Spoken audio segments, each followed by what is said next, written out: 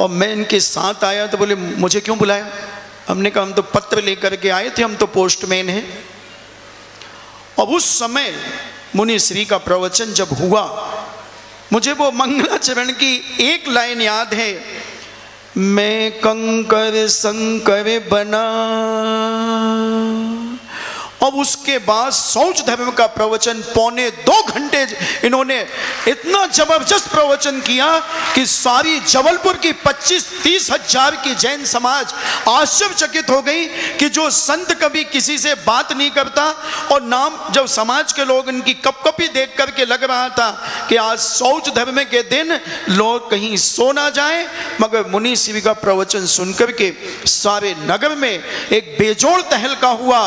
और हर व्यक्ति यही चाहता था कि मुनि श्री का प्रवचन हो, मगर मुनि श्री के कान में जब ये बात पहुंची, विनयता देखना एक आचार्य श्री के प्रति, तो उन्होंने कहा कि ध्यान रखना, अगर किसी ने ये कहा कि सुधा सागर जी का प्रवचन आधा घंटे प्रतिदिन होना चाहिए तो मैं ध्यान रखना मौन ले लूंगा। और लोग आज बोलने के लिए फड़फड़ाते हैं। तो हम देखें कि इतना उस समय इनका चिंतन, इनका सोच कितना गहरा था कि मैं तो कहता हूं एक संत के साथ ये बहुत बड़े फिलासफर हैं, बहुत बड़े इंजीनियर हैं, बहुत बड़े दार्शनिक हैं। एक एक संस्कृति के प्रति इनको चिंता।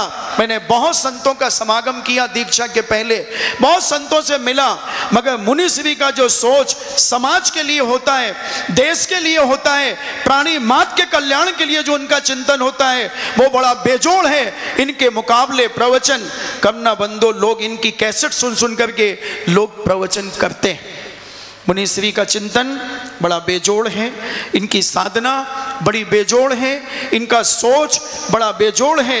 ये जीर्णोद्धार करते हैं, ये संस्कृति का जीर्णोद्धार करते हैं। और जहां जीर्ण शीर्ण संस्कृति होती है उसका एक इतिहास नया गढ़ते हैं, जो सारी दुनिया। आज सांगानेर डूब रहा था बंधुओं। 1994 में जब हम सांगानेर गए, क्या स्थिति थी? 15 मिनट यहां बैठते थे, वहां से धूप आती थी, फिर वहां खिसकते थे। और जिस सांगानेर में 2 मरणासन व्यक्ति पूजन करते थे, जिनकी थाली में 100 ग्राम चावल भी भेंट में जिनेंद्र भगवान के लिए बहुत ज्यादा माने जाते थे, आज उस सांगानेर का जब जीर्णोद्धार किया गया, उस संस्कृति को जब संस्कारित किया गया, तो आज वही सांगानेर एक विश्व के इतिहास में खड़ा हो गया। और सारी दुनिया के मानचित्र पर एक सांगानेर अपनी ध्वजा फहरा रहा है।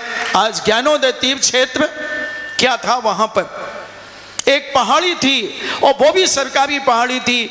जब इसी संस्कार शिविर का आयोजन 1994 में इसी ललितपुर से बिहार करते हुए जब मुनि श्री और हम लोग जा रहे थे, तो वहां पर समापन पर आपके भावड़ा जी उप मुख्यमंत्री जो राजस्थान के थे, वो समापन पर आए और उन्होंने पूछा कि महाराज ये सारे आपके शिष्य कहाँ रहेंगे? महाराज ने कहा मेरे पास कोई मठ नहीं है, मैं कहाँ रखूं, मेरे पास कोई मठ नहीं। उन्होंने कहा राजस्थान की सरकार यह घोषणा करती है कि मुनि श्री सुधा सागर जी महाराज की जहां उंगली उठेगी वहां राजस्थान सरकार संपूर्ण स्थान उनको क्षेत्र बनाने के लिए देगी। और आज 400 बीघा जमीन नारेली क्षेत्र के लिए जो उन्होंने प्रदान की राजस्थान सरकार ने, वह एक बहुत बड़ा इतिहास और एक बहुत विशाल तीर्थ क्षेत्र। अनेक मंदिरों के चांद खड़ी का जीर्णोद्धार, भूगर्भ से जिनालय, अनेक अनेक। समय बहुत कम है, कहना बहुत ज़्यादा है, फिर भी हम समझें इनकी साधना, इनका चिंतन, इनका मनन, जो आज कुछ लोग आताताई बनकर के क्षेत्रों में विघ्न डालने का प्रयास करते हैं, परंतु उनमें सावधान हो जाना चाहिए, क्योंकि वो चाहते हैं कि संस्कृति ना बने और संस्कृति मिट जाए, मगर हम अपनी संस्कृति को जीवित करेंगे कैसे भी हो। मुनि श्री के निर्देश में देवगढ़ एक सुनाया था किसी ने मुझे एक स्थान पर, उस समय 1990 में हम लोग पूज्य आचार्य श्री के साथ मुक्तागिरी में थे, और जब देवगढ़ का जीर्णोद्धार करने की बात आई तो वहाँ के मंदिर बहुत नीचे थे और अंधेरा था। मुनि श्री ने दिल्ली और मद्रास से समाज के लोगों ने उनके आशीर्वाद से 2 इंजीनियरों को बुलाया, आर्किटेक्ट को बुलाया, और महाराज ने कहा कि इस मंदिर को कैसे भी ऊंचा कैसे किया जाए, इसमें प्रकाश कैसे लाया जाए। 2-3 दिन वो लोग रुके और 5-5 हजार रुपये लेकर के चले गए, और आई एम सॉरी प्लीज करके कि महाराज ये मंदिर पूरा खोल करके ही बड़ा करना पड़ेगा। महाराज ने कहा कि एक मंदिर बनाने में पसीना आता है और तुम ये 41 मंदिर खोलने की बात करते हो। और वो सामयिक में बैठ गए। ना जाने उनके मन में कहाँ से विचार आया, तो उन्होंने मंदिर के पिलर की जमीन सामयिक के बाद बच्चों से कहा, नविकों से, कि इसके देखना ये पिलर कितना गहरा है। और एक एक पिलर को 2-2 फुट उसकी मिट्टी हटवा दी। और जब देखा कि इसके नीचे भी अभी पिलर है, तो उन्होंने पूरे मंदिर की मिट्टी 2-2 फुट हटवा दी। अपने आप मंदिर की 2 फुट ऊंचाई बढ़ गई। बड़े बड़े आर्किटेक्ट भी इस पर सोच नहीं पाए बंधुओं। ऐसा ही विशाल ये अतिशय क्षेत्र आपका ललितपुर का बनेगा। सारे लोग जब इसे दर्शन करने आएंगे, ऐसी 15 फुट की विशाल मूर्ति, ऐसा जिनालय बनेगा, त्रिलोक जिनालय बनेगा। सारा भारत जब यहाँ अपना नतमस्तक करेगा। और इस ललितपुर नगर की क्या उन्नति होगी, क्या विकास होगा। एक एक नगरवासी जन जन सुख शांति और समृद्धि से परिपूर्ण होगा, क्योंकि जिनेंद्र भगवान की दृष्टि जहाँ पहुँच जाती है, सारा नगर खुशहाली से ओतप्रोत हो जाता है बंधुओं। इसी प्रकार हम अपने जिनेंद्र की भक्ति के प्रति आस्था, श्रद्धा, विश्वास से परिपूर्ण होकर के अपने जीवन को पवित्र करें। और आज की मुनिश्री की दीक्षा का दिवस मंगलमय हो। प्रत्येक व्यक्ति के जीवन में आज संयम की भावना हो। और यहाँ से उठने के पहले मेरी तो यही भावना है कि हे भगवान, जो भी व्यक्ति इस मेरी आवाज़ को सुन रहा है और जो भी मुनिश्री के दर्शन कर रहा है और जो भी इस प्रांगण के अंदर प्रवेश कर गया है, वो कम से कम अपने जीवन में आज मुनिश्री की दीक्षा दिवस पर, 30वें दीक्षा दिवस पर कोई ना कोई एक अपने जीवन में ऐसा नियम धारण करे जो उसके जीवन के अंत तक चले।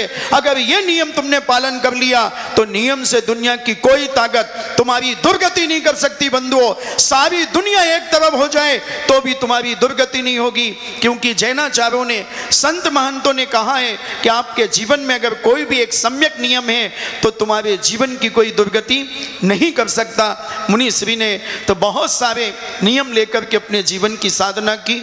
और जिस दिन से इन्होंने दीक्षा ली, उसी दिन से 3-5 करना शुरू कर दिया। समझ रहे हो, 3-5 करना शुरू कर दिया।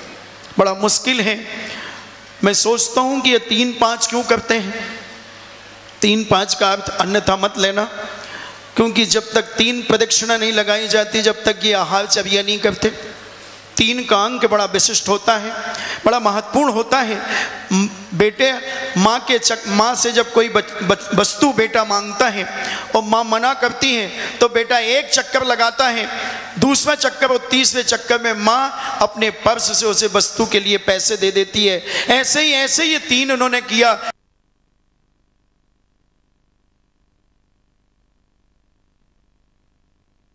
ऐसे संयम धारण करने का परिणाम दे। इन्हीं मंगल भावना कामना के साथ बोलिए पंच परमेष्ठी भगवान की। जीवन के भ्राता श्री हमारे बीच में हैं। दिगंबर जैन समाज पंचायत समिति हृदय से उन गृहस्थ जीवन के सभी परिजनों का हार्दिक अभिनंदन करती है, जोरदार तालियों से उनका स्वागत करती है। और परम आदरणीय हमारे बीच में सुशीला जी पाटनी जी RK मार्बल्स किशनगढ़ से हैं। उनसे विनती करते हैं कि जो गुरुदेव के गृहस्थ जीवन की आदरणीय भाभी जी हमारे बीच में हैं, उनको स्मृति चिन्ह प्रदान कर उनका सम्मान करें। और इसी के साथ ही आदिनाथ कॉलेज ऑफ सोसाइटी, जो इतना विशाल जो श्रावक संस्कार शिविर गुरुदेव के पावन सानिध्य में अब तक का सबसे विशालतम शिविर लगा, उसमें शिविरार्थियों के ठहरने की व्यवस्था Adinath college of society Sanjeev Kumar, Rajeev Kumar, Pradeep Kumar लागोन वाले परिवार ने जो की है, आए और गुरुदेव के चरणों में श्रीफल अर्पित करें।